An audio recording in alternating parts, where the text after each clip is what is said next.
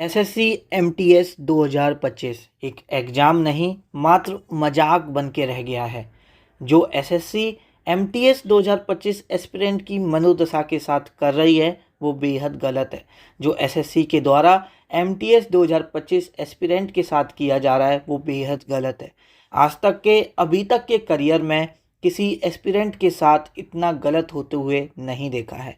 साथ ही में कोई आवाज़ ना उठाए इतना गलत होने के बावजूद भी ये भी नहीं देखा है। पिछले कुछ दिनों में आपको ये तो समझ में आ गया होगा कि आपकी लड़ाई, आपके हक की लड़ाई आपको लड़नी है, कोई भी लड़ने नहीं आएगा। क्योंकि सभी टीचर्स को, सभी लोगों को एसएससी का मतलब सिर्फ एक ही चीज़ पता है कि एसएससी का मतलब सिर्फ सीजीएल होता है। बाकी का बच्चा, एमटीएस वाला बच्चा, ना तो उनके लिए कोई एमटीएस एग्ज़ाम होता है, ना एमटीएस वाले को वो कोई एस्पिरेंट मानते हैं। आपको अपनी लड़ाई खुद लड़नी है। आज उसी लड़ाई का शुभारंभ हम कर रहे हैं। एसएससी का बिगेस्ट मैनेजमेंट फेलियर है। एसएससी ने अभी तक, अगर हम एडिक्यूटी का भी देखते हैं पूरी साल में, ये बिगेस्ट फेलियर है। अभी उन सभी फेलियर के बारे में भी बात करेंगे, ट्विटर कैंपेन के बारे में भी बात करेंगे। आज हम इस वीडियो में बहुत कुछ है कहने को, बट थोड़ा सा सीमा होती है किसी की कहने, किसी चीज़ को बोलने की, किसी चीज़ को कन्वे की, वो कोशिश करूँगा। लेकिन इस वक्त धैर्य रख पाना अपने आप में ही एक बहुत बड़ी बात है।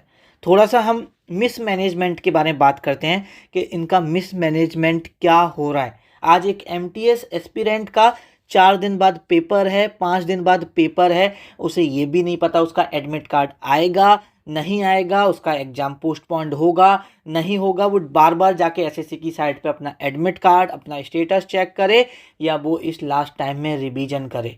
जो बच्चों के मनोदशा के साथ किया जा रहा है वो इतना गलत है कि जाहिर भी नहीं किया जा सकता। एक बच्चे से पूछो जो पिछले 1 साल से, 6 महीने से, 9 महीने से लास्ट अटैम्प्ट है, सेकंड अटैम्प्ट है, थर्ड अटैम्प्ट है, उसको लास्ट मौका मिला है घर वालों की तरफ से, और आप उस बच्चे के साथ उसे यही नहीं पता कि 4 दिन बाद जब उसका पेपर शेड्यूल है तो उस वक्त होगा भी नहीं होगा। कभी पोस्टपोन्ड हो जाता है, कभी एडमिट कार्ड दिखने लगता है, कभी स्टेटस दिखने लगता है, कभी कुछ हो रहा है। अब बच्चे को समझ में नहीं आ रहा कि जो मैं पिछले टाइम से पढ़ रहा था उसका रिवीजन करूं, या एडमिट कार्ड देखूं, या पोस्टपोन्ड हो गया है वो देखूं, क्या करूं।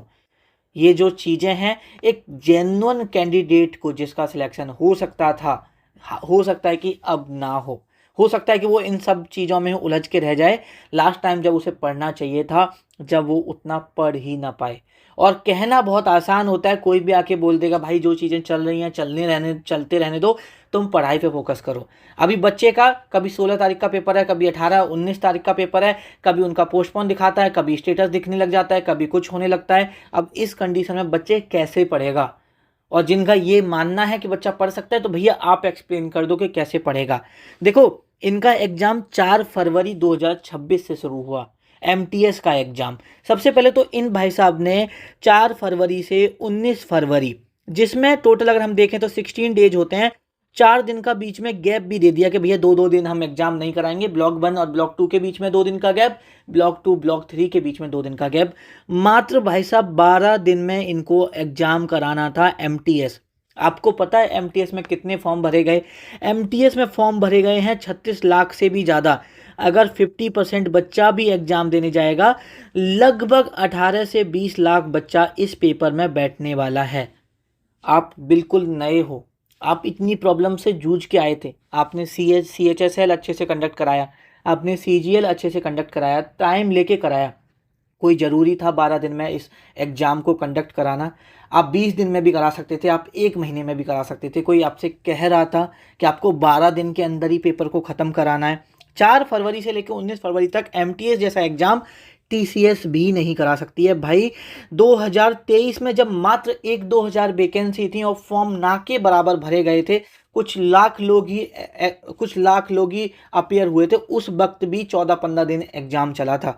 एमटीएस 2024 की अगर हम बात करते हैं तो 30 सितंबर से लेके 30 सितंबर को शुरू हुआ था, पूरे अक्टूबर चला था और 14 नवंबर तक पेपर चला था। कुछ रीशेड्यूल हुए थे तो वो 19 नवंबर को भी पेपर हुआ था।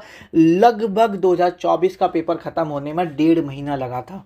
आप उसी पेपर को 12 दिन में कैसे कराओगे? पहले दिन जब ये नोटिस आया था तभी ये डाउट था कि कुछ गड़बड़ हो सकती है, लेकिन कभी बाहर आके इस बारे में बात नहीं की, क्योंकि मुझे पता है एक एक बातें आपको कहीं ना कहीं डिमोटिवेट करती हैं कि यार पेपर कैंसिल ना हो जाए, चीज़ें ना हो जाए। उस वक्त सारी चीज़ें दिल में रखी।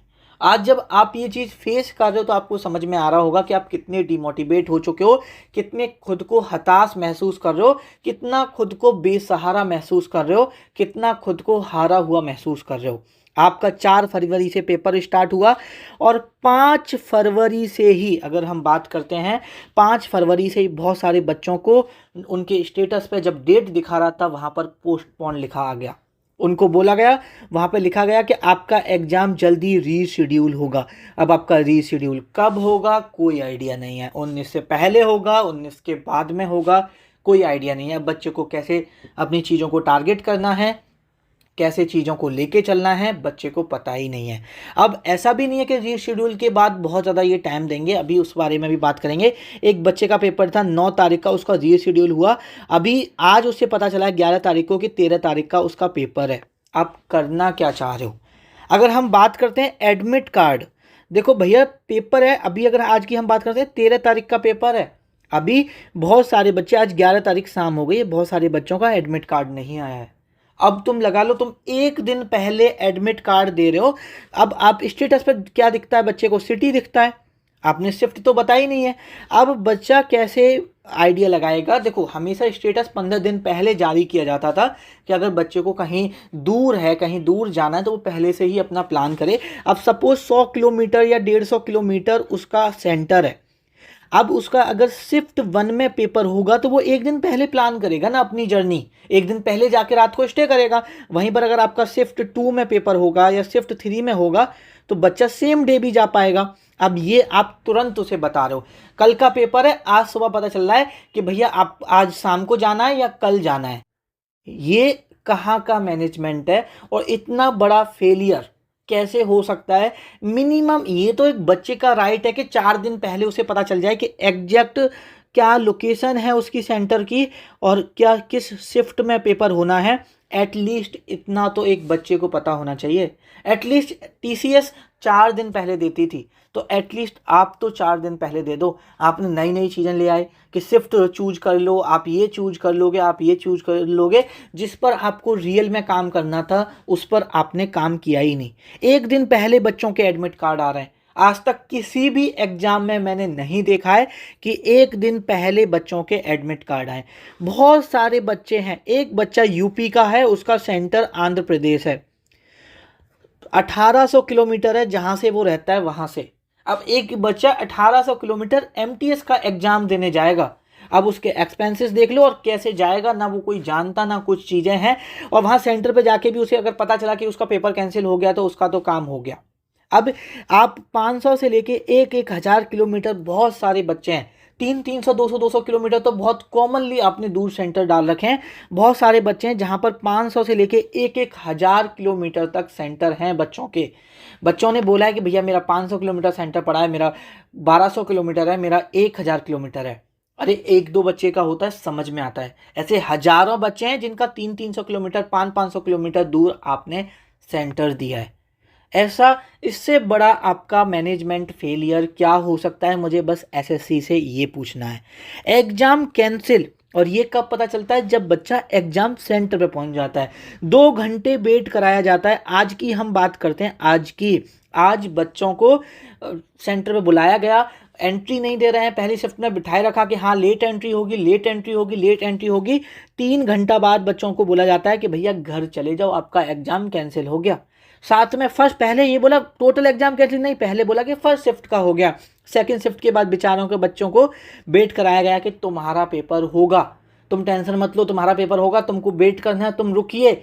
उनको वेट कराया गया, बाद में एट द एंड उनको बोल दिया कि भैया घर चले जाओ, तुम्हारा ये यहाँ पर कोई काम नहीं है, अब तुम्हारा पेपर रीशेड्यूल होगा, वापस से आना। भाई एमटीएस की तैयारी ना, सबसे पहले तो एसएससी की तैयारी एक मिडिल क्लास बच्चा करता है, लोअर मिडिल क्लास बच्चा करता है।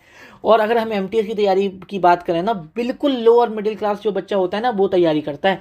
वो 500 किलोमीटर हजारों रुपए वेस्ट करके एटलीस्ट अगर एक दिन पहले भी जाएगा, बच्चे का दूर सेंटर है, 600 700 800 रुपये वो रहने का भी खर्च होगा, हाँ 2-3 हज़ार रुपये उसके आने जाने के भी खर्च होंगे, इतने खाने पीने में भी खर्च होंगे। आपने जस्ट उसे एक सवाल एक बार में नोटिस लगा दिया बाहर बोर्ड पे, बोल दिया कि जाओ भैया आपका एग्जाम कैंसिल। अब जो बच्चों का नुकसान हुआ है उसको कौन भरपाई करेगा, उसका जिम्मेदार कौन है, उसकी रेस्पॉन्सिबिलिटी कौन लेगा? बच्चे का रीशेड्यूल होगा, क्या आने जाने का खर्चा आप उठाओगे? समझ में नहीं आ रहा है कि इसके बारे में कोई एक इंसान भी आवाज़ रेज क्यों नहीं कर रहा है। अब बच्चे, आज अगर हम बात करें 11 फरवरी ऑल शिफ्ट का, पूरे भारत में, चाहे वो ER रीजन हो, KKR रीजन हो, CR रीजन हो, पूरे भारत में डिफरेंट शहरों में डिफरेंट जगहों पर तीनों शिफ्ट के पेपर कैंसिल हुए हैं। अब बच्चा सेंटर पर पहुंच चुका है, उसको बताया जा रहा है कि भैया तुम्हारा पेपर कैंसिल हो गया। एक बच्चा बेचारा जिसके पास जो अपना एक किताब एक बैच भी बड़ा सोच समझ के लेता है, पूरी साल मेहनत करता है, वो सेंटर पर पहुंचता है, 2 घंटा वेट करता है, 4 घंटा वेट करता है, 5 घंटा वेट करता है, फिर आपसे बोल दिया जाता है कि भैया तुम घर चले जाओ। अब 500 किलोमीटर उसे 300 किलोमीटर 150 किलोमीटर 100 किलोमीटर 50 किलोमीटर वापस से उसे घर जाना है। वापस से उस पे उसे घर जाके, बहुत सारे बच्चों का मैसेज है कि भैया मैं घर जाके क्या बोलूँगा, मैं बड़ी मुश्किल से आया था, बड़ी मुश्किल से पैसों का इंतजाम हुआ, पापा से पैसे लेते हुए मुझे इतना टाइम हो गया है, मुझे पढ़ते पढ़ते इतना टाइम हो गया कि मैं एग्ज़ाम देने जाता हूँ तो ऐसा लगता है यार घर ना बताऊँ, कल को नहीं हुआ तो घर वाले दुखी होंगे। बहुत सारे बच्चों का मैसेज है कि पापा से जब पैसे लेता हूँ तो मैं बता नहीं सकता कि उनके क्या क्या मैसेजेस हैं, कि भैया शर्म आती है, इतने पेपर दे चुका हूँ, पापा से पैसे लेते हुए भी शर्म आती है, अब मैं दोबारा एग्जाम देने जाऊंगा तो कैसे पैसे मांगूंगा। अब बच्चों की मनोदशा से किस प्रकार खेल रहे हो आप, वो देखिए, उस चीज को आप समझिए। एक बच्चा कितना परेशान हो गया। अब बच्चा पढ़ नहीं रहा है, अब MTS वाला बच्चा पढ़ नहीं रहा है बैठ के, वो पूरे दिन यही देख रहा है कि मेरा पोस्टपोन्ड हो गया, अच्छा एडमिट कार्ड आ गया, अच्छा देखो 13 फरवरी का जिनका पेपर था, सुबह 3 बजे तक, दोपहर 3 बजे तक, सॉरी दोपहर 3 बजे तक उनका सिर्फ स्टेटस शो हो रहा है, एडमिट कार्ड शो नहीं हो रहा है। बहुत सारे मैसेजेस आ रहे हैं कि भैया एडमिट कार्ड नहीं आया है, आपको बोला जा रहा है कि एडमिट कार्ड आ जाएगा हमारी तरफ से, कि हाँ शाम तक आ सकता है। फिर 4 बजे आप लोगों का मैसेज आया कि भैया एडमिट कार्ड अब नहीं, स्टेटस शो नहीं हो रहा है, अब जो डेट दिखा रहा था 13 तारीख, अब 13 तारीख डेट नहीं आ रही है, अब हमारा एग्जाम पोस्टपोन दिखा रहा है। अब एग्जाम पोस्टपोन दिखा रहा है, अच्छी बात है, चलो बाद में रीशेड्यूल हो जाएगा। 4:30 बजे की तरफ वहीं पर जो पोस्टपोन दिखा रहा था, वहां पर फिर से वापस से एडमिट कार्ड डाउनलोड करने का ऑप्शन आ रहा है। अब एक बच्चे ने अपना स्टेटस चेक किया, उसका एग्जाम दिखा कि मेरा एग्जाम तो पोस्टपोन्ड है। अब वो क्यों बार बार स्टेटस चेक करेगा, अब तो वो पढ़ने चला जाएगा और अब उसका 13 तारीख का पेपर हो जाएगा, आप उसको पता ही नहीं चलेगा, उसे तो लगेगा पोस्टपोन्ड है, बाद में देखेगा स्टेटस चेक करके तो आपको उसको पता चलेगा उसका पेपर तो हो चुका है, उसका पेपर तो निकल चुका है। तो इतना बड़ा मिसमैनेजमेंट फेलियर हो सकता है, इतना बड़ा टेक्निकल फेलियर हो सकता है। और अगर इतना ही बड़ा फेलियर है, अगर आपसे चीज़ें नहीं संभल रही हैं, तो आप इस जितनी भी अपकमिंग शिफ्ट हैं उन सभी को कैंसिल करके दोबारा से रीशेड्यूल क्यों नहीं करते हो? ये बच्चों के भविष्य के साथ क्यों खेल रहे हो? और शर्म आनी चाहिए उन सभी लोगों को जो ये सब देख रहे हैं और फिर भी आवाज़ नहीं उठा रहे हैं, फिर भी उनसे एक पोस्ट तक नहीं डाली जा रही है, फिर भी उनसे एक वीडियो तक नहीं बनाई जा रही है। पिछले 2-3 दिनों में जितने भी तुम्हारे बड़े टीचर्स हैं, सो कॉल्ड बड़े टीचर्स हैं, सबको मेल जा चुका है, सबको मैसेजेस जा चुके हैं। और मेरा छोड़ो, मैंने तो पर्सनली किया है, बच्चे भी तो कर रहे हैं, बच्चे भी तो सभी टीचर्स को बोल ही रहे हैं, लेकिन एक इंसान ने भी इसके ऊपर आवाज़ उठाने की कोशिश तक नहीं की है। और ये देख के इतना बुरा लग रहा है ना, आपको शब्दों में नहीं बताया जा सकता है। आज पूरा दिन इसी बात में लग गया कि किसी से बात हो जाए। फिर भी 2-4 लोगों से बात हुई हैं, उन्होंने बोला है कि आप जैसे बोलोगे वैसे करेंगे, हमारा ये सजेशन है, इस तरह से कर सकते हैं, इस तरह से कर सकते हैं, ऐसे कर सकते हैं। लेकिन जो आपकी सो कॉल्ड लीडर्स बनने की कोशिश करते हैं, वो सिर्फ CGL के टाइम पे ही लीडर्स बनने की कोशिश करते हैं। अब आपको एक इंसान भी नहीं दिख रहा होगा, आपको जो वो मसीहा बनने की कोशिश करते हैं, आपका एक मसीहा आपके साथ नहीं है। क्या MTS एग्ज़ाम नहीं है? भाई बहुत सारे बच्चे हैं जिनको पता है कि यार मेरे बस की नहीं है CGL निकालना, मेरा मैथ उतना अच्छा नहीं है, और अपनी कमियां एक्सेप्ट कर पाना ही बहुत बड़ी बात होती है। बहुत सारे लोग तो इसी उम्मीद में, इसी भ्रम में रहते हैं कि वो CGL निकाल लेंगे, सालों साल पढ़ते रहते हैं और वो नहीं कर पाते। एटलीस्ट आपके अंदर ये एक एक्सेप्टेंस तो है कि आपसे CGL नहीं होगा, इसलिए आप MTS कर रहे हो, और भाई बहुत सारे जो लोअर मिडिल क्लास फैमिली से होते हैं उनको 40,000 रुपये महीने भी, उनका एक ड्रीम होता है कि अगर 40,000 रुपये महीने भी मिलेंगे ये मोर देन इनफ है। तो क्या एमटीएस एक जॉब नहीं है, या एमटीएस एस्पिरेंट नहीं है? क्यों बात नहीं की जाती है एमटीएस के? कोई भी दिक्कत आती है और इतना बड़ा मिसमैनेजमेंट के लिए बात कोई क्यों नहीं कर रहा है, ये अभी तक समझ में नहीं आ रहा है। अब हम यहाँ पर हमें क्या करना है, देखो ये पूरे नोटिस हैं, आज पूरे दिन नोटिस आते रहे हैं, ये आज के पूरे नोटिस हैं एग्जाम कैंसिल को लेके। ये तो वो वाली बात हो गई, बोलो बेटा पेंसिल, हाँ भैया पेंसिल, चलो भैया ठीक है तुम्हारा एग्जाम कैंसिल, ये तो वही वाली बात हो गई ना। तो इसके लिए देखो मुझे नहीं पता इस ट्विटर कैंपेन से कितना फ़ायदा पड़ेगा कितना फ़ायदा नहीं पड़ेगा, हम कितना कर पाएंगे कितना नहीं कर पाएंगे। एक भाई से बात हो रही थी, उन्होंने बहुत अच्छे से समझाया कि देखो ये जो चीज़ें हम कर रहे हैं, आप बोलोगे हम करने को तैयार हैं, लेकिन हो सकता है कि इससे एसएससी को कोई फ़र्क ना पड़े। तो मैंने बोला कि भाई हम ये करते हैं, हम अपनी तरफ से कोशिश करते हैं, कुछ होगा नहीं होगा वो बात की बात है, एटलीस्ट कोशिश तो करते हैं। कल को रिग्रेट तो नहीं रहेगा कि हमने कोशिश नहीं की, तो वही एक कोशिश का प्रयास है और आप लोग साथ दोगे तो ये कोशिश कामयाब ज़रूर होगी। एसएससी एमटीएस 2025 का ये जो पेज है आपको टेलीग्राम चैनल पर, व्हाट्सएप चैनल पर मिल जाएगा। आप इस पेज को यहाँ पर ये देखो ये टैग हैं, ये हैशटैग का यूज करो, ये टैग, ये जो एजुकेशन मिनिस्टर ऑफ इंडिया, ये सबको आप यहाँ पे टैग करो और इसको टेलीग्राम पे पोस्ट, इसको ट्विटर पर, एक्स जो प्लेटफॉर्म है उस पर पोस्ट करो। कहीं ना कहीं हो सकता है कि हमारी ही कोशिश, क्योंकि देखो लड़ाई हमको अकेले लड़नी है ये समझ में आ चुका है, और ये चीज़ आपको भी समझ में भली भांति आ गई है कि आपकी लड़ाई है, आपको ही लड़नी है। इसमें सारी चीज़ें मेंशन है कि जब से आपका पेपर यहाँ पर शुरू हुआ है तभी से हज़ारों बच्चे हैं जो सीरियस मिसमैनेजमेंट फेस कर रहे हैं। एग्ज़ाम कैंसिल हो रहा है रिपीटेडली, एडमिट कार्ड एक दिन पहले आ रहा है, एग्ज़ाम जाने के बाद, सेंटर पर जाने के बाद ये सुनाई दे रहा है कि भैया कैंसिल हो गया। 50+ सेंटर से ज़्यादा आज एग्ज़ाम कैंसिल हो चुका है। अब ये जो एग्ज़ाम कंडक्ट करा रही है एसएससी, ये एग्ज़ाम कंडक्ट करा रही है या बच्चों के भविष्य के साथ खेल रही है। हमारी जो डिमांड है भैया फेयर और ट्रांसपेरेंसी लाओ एग्ज़ाम प्रोसेस में। लीक को लेके भी बहुत सारी बातें चलती हैं। एडमिट कार्ड एटलीस्ट 4 दिन पहले देना चाहिए, 4 दिन पहले देना है। लास्ट मिनट पे भैया कैंसिलेशन नहीं होना चाहिए। लास्ट मिनट पे ये नहीं है कि आप सेंटर पहुंचे और आपका एग्ज़ाम कैंसिल हो गया, और अगर आप अभी ये मैनेज नहीं कर सकते हो तो सारी आने वाली शिफ्ट को कैंसिल कर दो और फिर प्रॉपरली आपको एग्ज़ाम रीशेड्यूल करो।